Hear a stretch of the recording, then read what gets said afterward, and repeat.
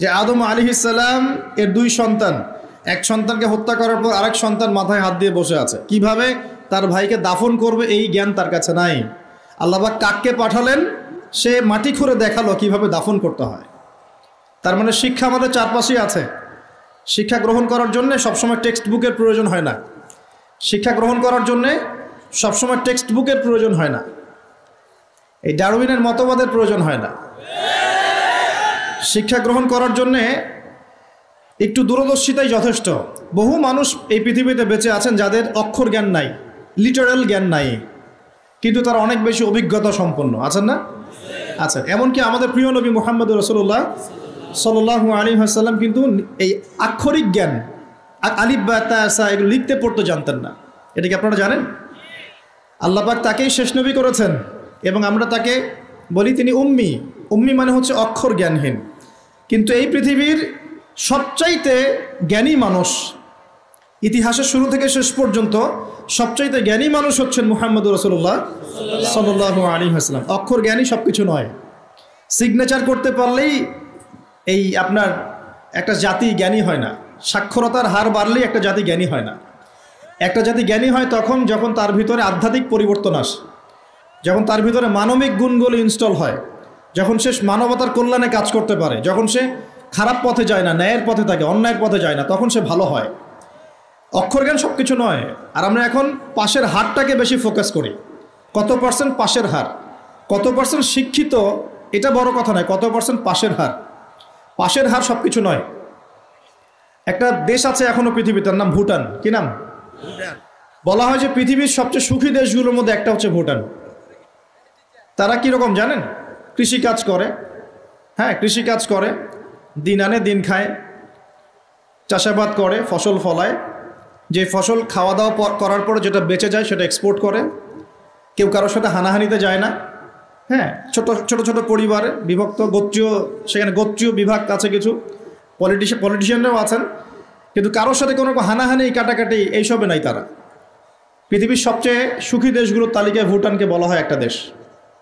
দেখুন, এখানে যেটা বলতে যাচ্ছিলাম যে শিক্ষা নিলেন কাবিল কার কাছ থেকে? কাকের কাছ থেকে। এখানে একটা হাদিস মনে পড়ে যায়, শেয়ার করি। নবী সাল্লাল্লাহু আলাইহি ওয়াসাল্লাম বলেছেন, এই পৃথিবীতে প্রথম হত্যাকাণ্ড সংগঠিত করেছিল কাবিল। এই জন্যই এই পৃথিবীতে যত মানুষকে অন্যায়ভাবে হত্যা করা হবে, বিনা কারণে অন্যায়ভাবে হত্যা করা হবে, এই সমস্ত খুনের যে পাপ, এই পাপের একটা অংশ কাবিলের আমল নামায় যুক্ত করা হবে। বলি নাউজুবিল্লাহ। সদকায়ে জারিয়া যেমন আছে, আরেকটা টার্ম আছে, সেটা হলো গোনাহে জারিয়া। এটা কি?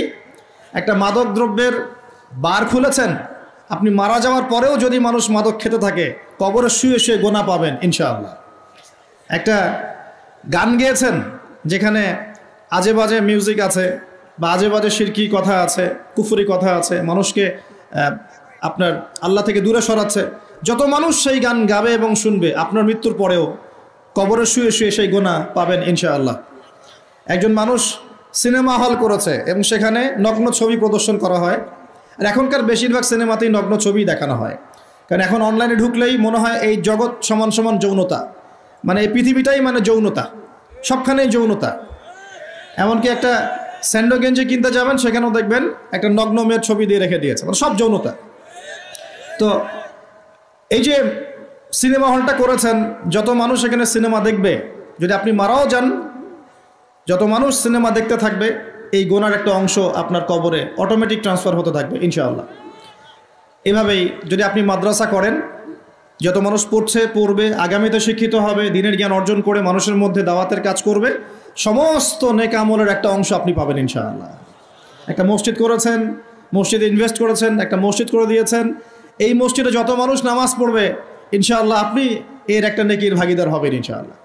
আপনি একটা বই লিখেছেন অথেন্টিক সুন্দর, এই বই যত মানুষ পড়ে উপকৃত হবে, আপনি কবরে শুয়ে শুয়ে নেকি পাবেন ইনশাআল্লাহ।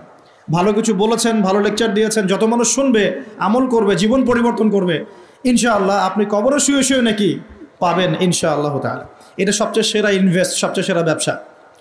আল্লাহ পাক আমাদেরকে এই ধরনের ব্যবসা বেশি বেশি করার তৌফিক দান করুন। এখানে একটা প্রশ্ন আসবে যে হাবিলকে কেন কাবিল হত্যা করলো? উত্তর হচ্ছে হিংসা। উত্তরটা কি? এই কাবিলের সুন্নত কিন্তু 1400 বছর না, 1400 বছর তো নবীর যুগই চলে গেছে। আসলে এই লক্ষ লক্ষ বছরের পরেও কাবিলের এই সুন্নত কিন্তু শেষ হয়ে যায় নাই, এখনও কিন্তু হাবিল কাবিলের সুন্নত সমাজে আছে।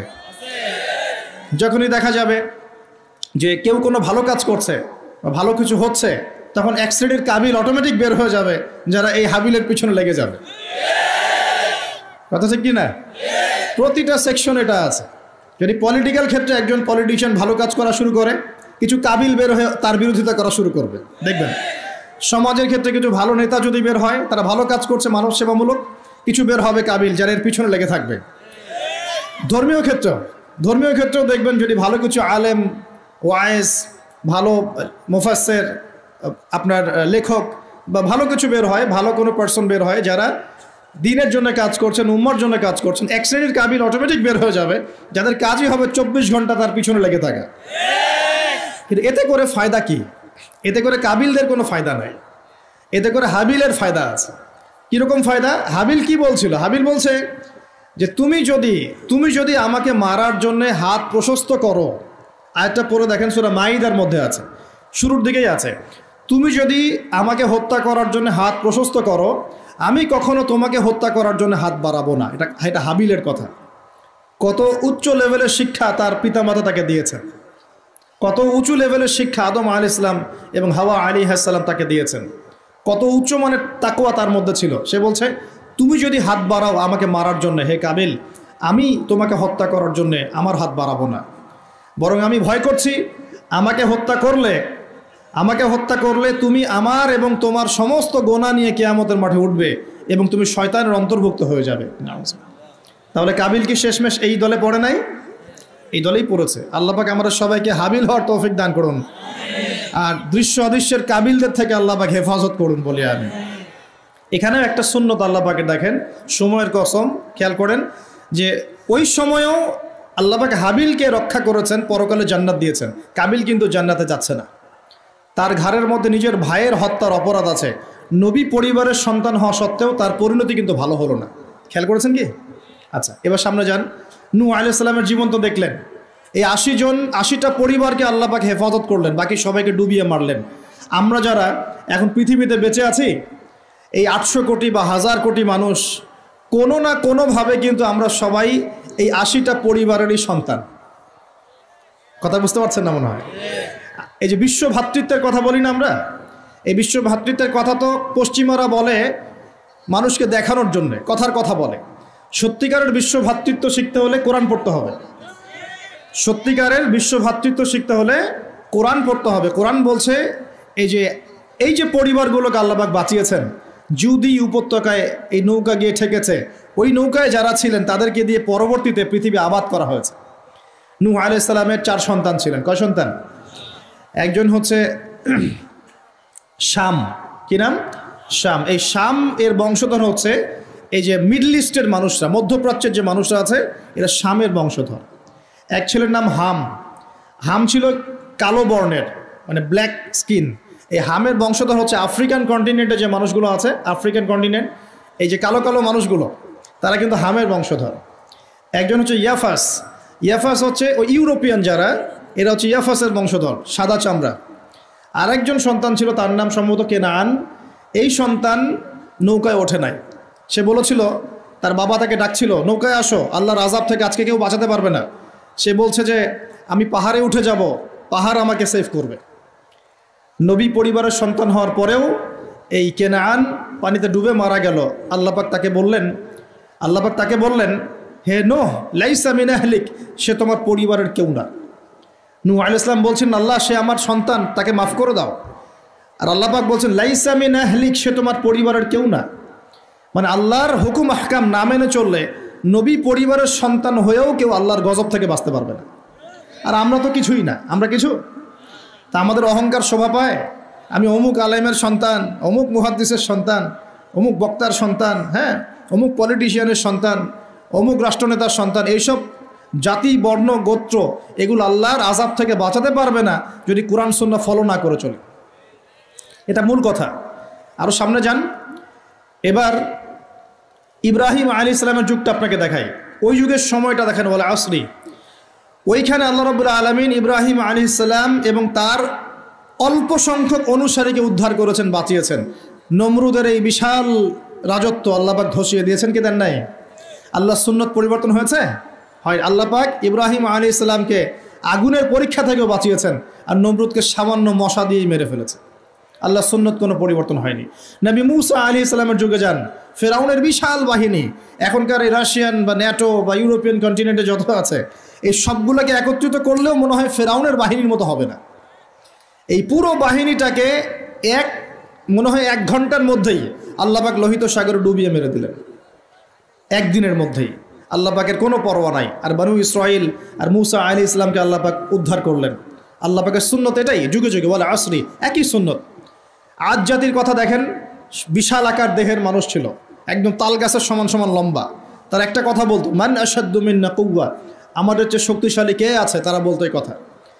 আল্লাহ পাক ওদেরকে 6 দিন 7 রাতের মধ্যেই এই বাতাসের তীব্র বেগে উপড়িয়ে দিলেন, খেজুর গাছের কাণ্ডের মতো ঘরের সামনে পড়ে থাকলো। কেউ বাঁচাতে পারলো না। বাঁচাতে পারলো? পরের জেনারেশন আসলো সামুদ জাতি, তাদের নবীর নাম কি? সালেহ আলাইহিস সালাম। সালেহ আলাইহিস সালাম দাওয়াত দিলেন, তারা দাওয়াত কবুল করলো না। আল্লাহ পাক সালেহ আলাইহিস সালাম এবং তার সাথীদেরকে বাঁচালেন। সামুদ জাতিকে বজ্রপাত, বিদ্যুৎ চমকায় না, বিদ্যুৎ, এই বিদ্যুৎ দিয়ে পুরো সামুদ জাতিকে আল্লাহ পাক ধ্বংস করলেন। কিভাবে ধ্বংস করলেন জানেন? একবার খালি একটা শব্দ হয়েছে, বিকট এক শব্দেই শেষ। একটা বিকট শব্দ, ব্যাস এক শব্দে সবার জান চলে গেছে, জান কবজ হয়ে গেছে এক শব্দের মধ্যে। সামুদ জাতি শেষ।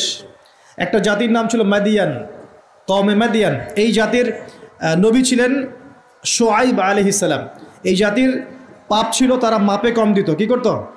আজকে যারা ব্যবসা করে মাপে কম দেন, সতর্ক হয়ে যাবেন।